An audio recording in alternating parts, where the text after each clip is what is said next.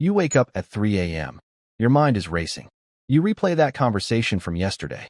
You rewind and slow down that text you sent like a bad music video. Did you say the wrong thing? Did they notice? What if they think you're annoying? What if you ruined everything? Meet Jim. It's 3 a.m. again. The room is dark, but his head is filled with 1,000 thoughts. Each worry feels like a spotlight on him.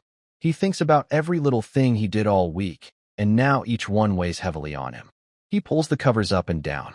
He checks his phone. He decides to sleep, but his mind cues up another scene. This is overthinking. It feels like being cautious and smart, but it's not helpful. It becomes a loop. The more Jim thinks, the less he acts. Here's the strange part. Your brain doesn't want to make you unhappy. It wants to keep you safe. Long ago, thinking ahead mattered. If our ancestors chose the wrong path, they could encounter a saber-toothed tiger. So our brains became good at imagining threats. It was useful for survival. But times have changed. The dangers are no longer tigers.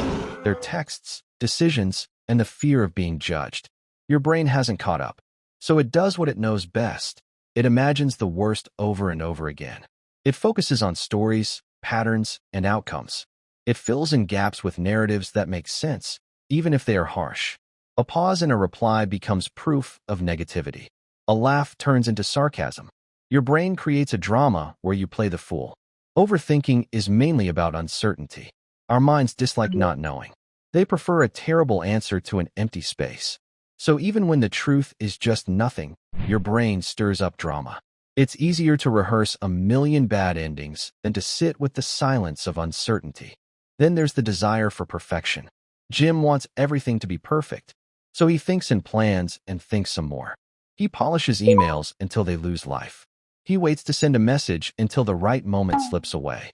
Overthinking becomes a barrier to action. He's not lazy. He's waiting for that perfect moment, which rarely comes, a time that feels safe, tidy, and totally predictable. What does this behavior create? It steals time, joy, and sleep. Small choices that could change things become reminders of indecision. Opportunities fade because they involve messy actions, sending a text, accepting a coffee invitation, applying for that job. The mind turns problems into walls. Walls turn into habits. But there is an interesting truth hidden in all this. Overthinking shows that you care. If you don't worry about something, it probably doesn't matter to you. So what actually makes a difference?